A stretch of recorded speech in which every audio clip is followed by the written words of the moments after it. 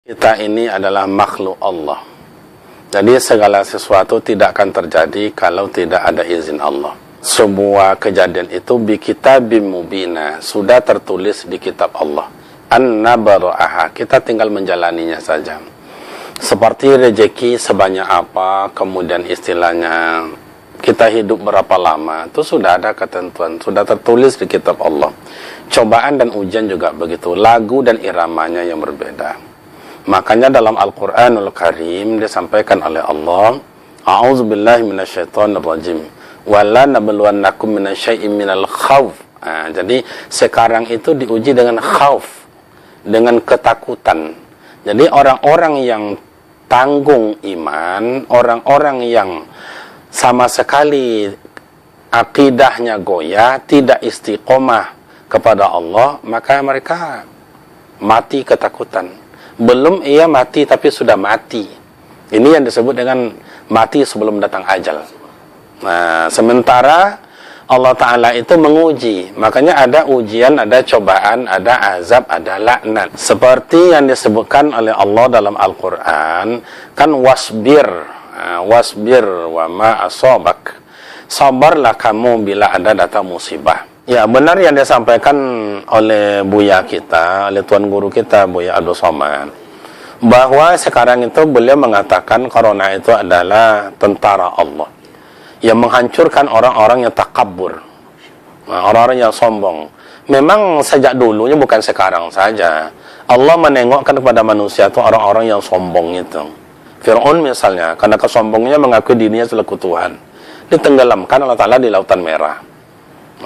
Jadi sombong sebetulnya bukan pakaian manusia, bukan pakaian insania, tapi pakaian syaitaniyah. Maka syaitan itu makin besar dia, makin banyak ya kalau orang lari dari Allah. Corona itu akan banyak datangnya nanti, cobalah.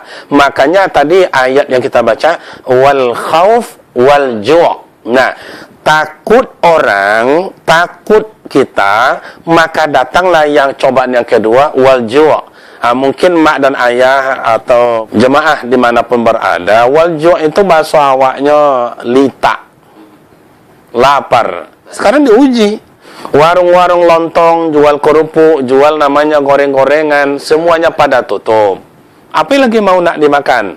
Sementara sewa rumah mau dibayar, kemudian listrik mau dibayar, kemudian Honda yang kredit mau dibayar, mobil mau dibayar.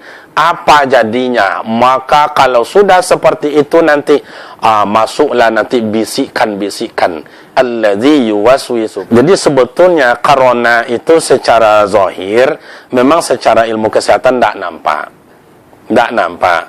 Tetapi secara penyakit sebetulnya bukan di situ letaknya. Khatamallahu ala qulub. Jadi di situ. Kalau sekarang kan ada, antum bilang tadi, sekarang kan masjid tak boleh lagi berjamaah, Jumatan kita tak masuk lagi. Kalau saya kaji secara hakikat, bukan secara zahir, secara hakikat, ini secara keimanan Allah menutup rumahnya. Allah menutup rumahnya yang selama ini dipanggil Allah Ta'ala, hayyalas salah, hayyalal falah. Orang tak menghiraukan panggilan Allah. Itu bukan panggilan muazzin, itu adalah panggilan Allah. Allahu Akbar, Allahu Akbar, Allahu Akbar, Allahu Akbar, menunjukkan kebesaran Allah. Kemudian bawa kita syahadat, kemudian diajak kita solat. Solat itu perintah Allah, maka Allah yang memanggil kita tidak hiraukan. Sekarang Allah Ta'ala tutup, jangan masuk ke rumah saya. Makanya orang-orang yang beriman dari awal rindu hatinya untuk masuk ke rumah Allah, tapi Allah sudah tutup. Syukur-syukurlah ada beberapa tempat Allah masih membuka rumahnya, karena masjid itu bukan punya kita, itu milik Allah. Akan syahidan, akan menjadi saksi besok masjid itu di hadapan Allah di hari kiamat bagi orang-orang yang mau masuk ke dalamnya. Makanya innama ya'muru masajidallah man amana billah. Segala sesuatu ini punya rahasia. Kalau dalam ilmu tasawuf disebut dengan banyak makna dan banyak hikmah. Ini menunjukkan pertama, Corona ini memberikan makna buat kita bersama. Selama ni sang ayah sibuk ke Australia, sibuk ke Kalimantan, sibuk ke Batam, sibuk ke Brunei, sibuk ke Jepang, sehingga dalam 1 bulan cuma 2 kali di rumah. Itu pun kadang-kadang waktu di rumah anak mau ketok pintu, ayah, oh ayah, mak langsung jawab, hei, jangan ganggu, ayah baru tiba. Nah, sekarang dengan corona, ayah tak boleh keluar. Mak yang sibuk selama ini arisan tak boleh keluar. Jadi banyak makna sebenarnya. Artinya Allah memberikan perhatian dan kasih sayang kepada mak dan ayah. Berikanlah limpahan tanggung jawab kepada anak. Nah, karena kita memasuki bulan suci Ramadan, ini kan rahasia Allah ya. Rahasia Allah. Apakah kita rindu dengan Ramadan atau tidak? Akan diuji oleh Allah kita bersama ini bahwa Rajab adalah bulan Allah. Dan kemudian sebentar ada orang azan nampaknya.